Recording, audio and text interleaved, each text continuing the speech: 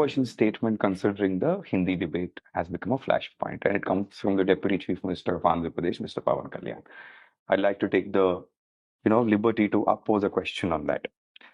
He says India is not a cake piece. You cannot cut it into parts. People are supposed to learn Hindi. What is the problem? I can speak as many languages. How do you respond to that? Because people against him have gone out on one leg to say he's visionless and he's jobless because of these statements that he makes. Well, as I said, I don't take him seriously. Unfortunately, he's a deputy chief minister of the neighboring state, but everything about him has been questionable in politics. I don't know how a Che Guevara loving person turns out to be a complete rightist, first thing.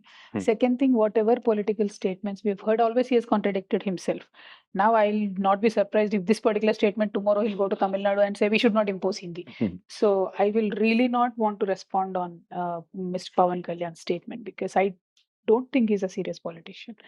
Unfortunately, he became the deputy CM, but నమస్తే, నేను మిరియాల Ramakrishna, Janasena party Khammam assembly ఇన్ఛార్జిని, అదేవిధంగా జనసేన విద్యార్థి విభాగ రాష్ట్ర ప్రధాన కార్యదర్శి తెలంగాణ. నేను ఒక నేషనల్ మీడియాకి బీఆర్ఎస్ ఎమ్మెల్సీ కవిత, కేసీఆర్ గారి కూతురు కవిత ఒక ఇంటర్వ్యూ ఇచ్చుకుంటూ ఆయన ఇంటర్వ్యూలో అడిగిన క్వశ్చన్కి సందర్భంగా పవన్ కళ్యాణ్ని నేను ఒక సీరియస్ పొలిటీషియన్గా చూడట్లేదు, unfortunately he became deputy CM of Andhra Pradesh అని అనటం జరిగింది.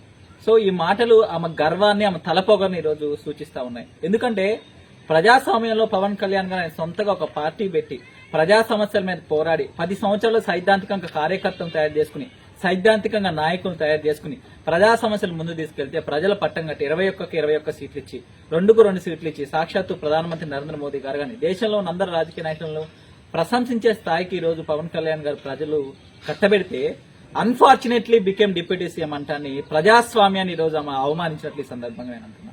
ఒక ఉస్మానియా విద్యార్థి నాయకుడిగా ఈ రోజు కవిత గారిని అడగదలుచుకున్నాం.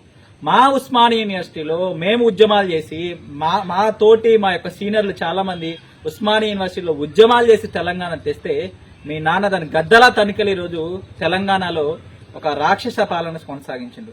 ఆ యొక్క త్యాగాల వల్లే నువ్వు ఎమ్మెల్సీ అయిను, ఆ యొక్క త్యాగాల వల్లే నువ్వు ఎంపీ అయిను.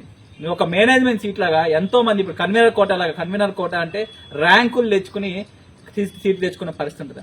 అదేవిధంగా ఉస్మానియా యూనివర్సిటీలో అనేక మంది విద్యార్థి నాయకులు, అనేక మంది ఈ రోజు కూడా రాజకీయంగా అనేక ఉద్యమాలు చేసి, విద్యార్థి ఉద్యమాలు చేసి, ప్రజా సమస్యల మీద పోరాడి, సామాజిక ఉద్యమాలు చేసిన ఈ రోజు అనేక విద్యార్థి నాయకులకు ఈ రోజు ఎటువంటి ప్రభుత్వంలో మీ నాన్న 10 సంవత్సరాలు మీ నాన్న పరిపాలన చేసిన ఎటువంటి ప్రాతినిధ్యం లేని చాలా మంది నాయకులు